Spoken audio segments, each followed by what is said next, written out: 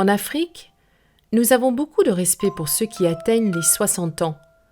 Leur savoir rend service à toute la communauté et en tant que grands-parents, ils s'occupent de nombreux enfants.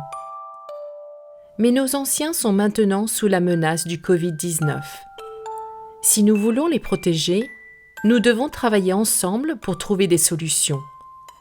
Voilà le problème auquel nous sommes confrontés. Le coronavirus se propage très facilement. Il est composé de petites particules invisibles. Si une personne malade tousse ou éternue, ceux qui sont près d'elle peuvent être infectés.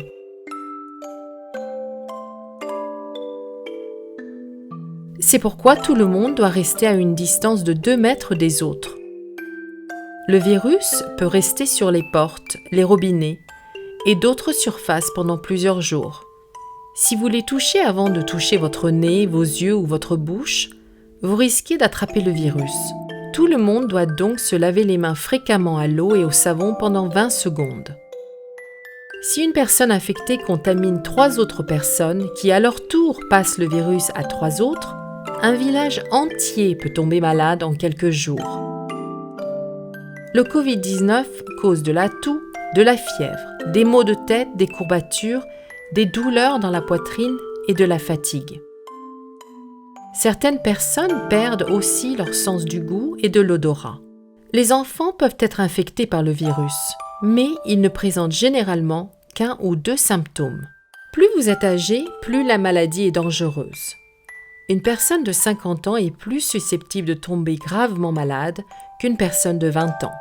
Toute personne de plus de 60 ans court un danger encore plus grand. Nos aînés sont moins forts contre la maladie. Le virus les empêche de respirer et certains en meurent. Il est aussi sérieux pour ceux qui souffrent d'autres maladies comme des problèmes cardiaques, du diabète ou une tension artérielle élevée. Il est impossible de savoir qui a le virus. Les enfants peuvent rapidement infecter leurs grands-parents qui risquent d'en mourir. Alors, que peut-on faire pour protéger les personnes âgées? Tout d'abord, elles doivent dormir dans une autre chambre ou une autre case que celle des adultes et des enfants. Les grands-parents auront peut-être différentes préférences à ce sujet. Dans certains endroits, les enfants quittent la case ou la chambre s'ils la partagent avec leurs grands-parents. Pour les familles avec plus d'une chambre ou d'une case, les autres membres font de la place pour laisser les grands-parents dormir seuls.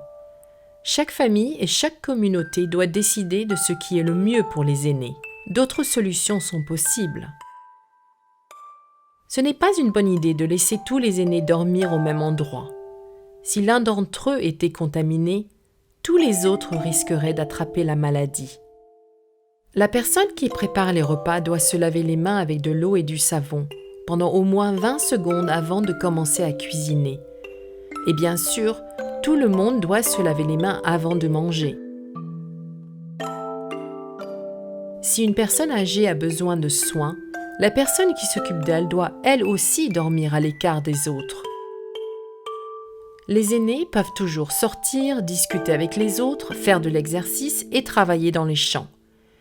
Mais ils doivent rester à une distance de 2 mètres de tout le monde. Tout le monde au sein de la communauté doit respecter cette règle. Porter un masque peut aussi limiter la transmission du virus. Les masques en tissu doivent être lavés régulièrement.